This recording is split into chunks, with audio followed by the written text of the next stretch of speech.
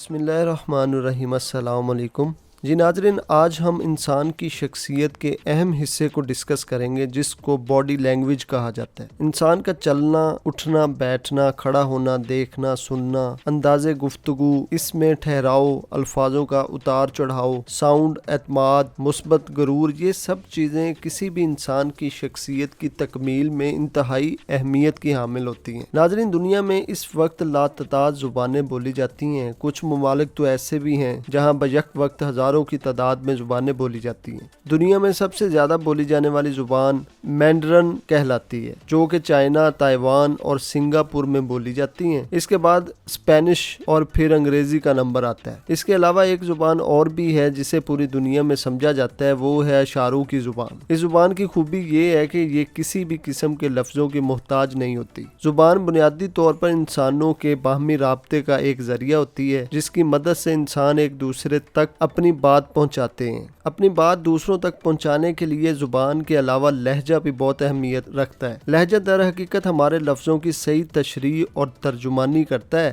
آپ کیا کہہ رہے ہیں یہ اتنا ہی اہم نہیں ہے، آپ کا لہجہ کیا کہہ رہا ہے یہ بہت اہم ہوتا ہے۔ لہجے کے ذریعے بھی انسان بات سمجھنے یا سمجھانے کے لیے لفظوں کا محتاج ہوتا ہے، لیکن ایک زبان، ایک لینگویج ایسی ہے جسے سمجھنے کے لیے الفاظ اور لہجے کی محتاجی بھی ضروری نہیں ہوتی۔ اس لینگویج کو باڈی لینگویج کہتے ہیں۔ بعض اوقات انسان کچھ کہہ رہا ہوتا ہے اور اس کا لہجہ کچھ اور کہہ رہا ہوتا ہے، اور باڈی لینگویج کچھ اور ہی کہہ رہی ہوتی ہے۔ ایسی صورت میں یہ تینوں ذرائع مختلف پیغام ارسال کر رہے ہوتے ہیں۔ مثال کے طور پر ایک اندر سے کمزور اور احساس کمتری کا مارا ہوا انسان جو قدرے بزدل بھی ہو، ان خصوصیات کا حامل شخص اگر کسی وجہ سے مناسب لفظوں میں اپنی برہمی کا اظہار کرے گا، تب یہ تینوں چیزیں بیک وقت تین الگ الگ پیغام ارسال کریں گی۔ الفاظ مناسب ہیں، لہجہ ترش ہے، لیکن باڈی لینگویج صاف بتا رہی ہوتی ہے کہ یہ شخص اندر سے کھوکھلا ہے۔ آواز کے ساتھ ساتھ اس کے ہاتھ لرز رہے ہوں گے، ناک پھول چکی ہوگی، جسم کے رونگٹے کھڑے ہو جائیں گے،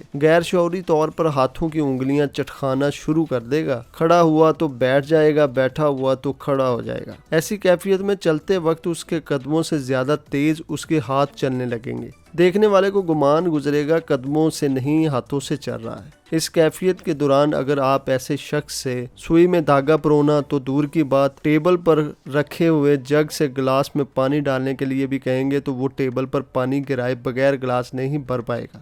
ان سارے لوازمات سے مل کر جو چیز بنتی ہے اسے باڈی لینگویج کہتے ہیں۔ اب آپ غور کریں، اس کیفیت میں ایسے شخص کی جانب سے ان تین زبانوں نے تین الگ الگ پیغام دیے۔ الفاظ بے شک شائستہ تھے، لیکن اگر کوئی صرف اس کے الفاظوں پر جائے گا تو وہ اس کی بات کو کچھ خاص اہمیت نہیں دے گا، روزمرہ کا احتجاج سمجھے گا، اور اگر سامنے والا صرف اس کے لہجے پر جائے گا تو پھر اسے اس کی بات کو سنجیدہ لینا پڑ جائے گا، اور اگر باقی دونوں چیزوں کو چھوڑ کر صرف اس کی باڈی لینگویج پر جائے گا تب اسے اندازہ ہو جائے گا کہ یہ کمزور کا غصہ ہے جو جہالت سے شروع ہو کر ندامت پر ختم ہو جائے گا۔ آپ اگر شوبز کے لوگوں کو دیکھ لیں، شوبز کی کسی بھی کامیاب شخصیت کا جائزہ لیں، بے شک اس کے الفاظوں کا چناؤ منفرد نہ بھی ہو، چاہے اس کا لہجہ بہت پائے کا نہ ہو، لیکن باڈی لینگویج کے معاملے میں وہ آپ کو بہت پروقار اور روبدار ملے گا۔ میرا ایسا ماننا ہے کہ اور دیگر معاملات کے ساتھ، خاص طور پر محبت کے معاملے میں، اپنی بات سامنے والے تک پہنچانے کے لیے زبان سب سے آخری ذریعہ ہوتی ہے۔ انسان کا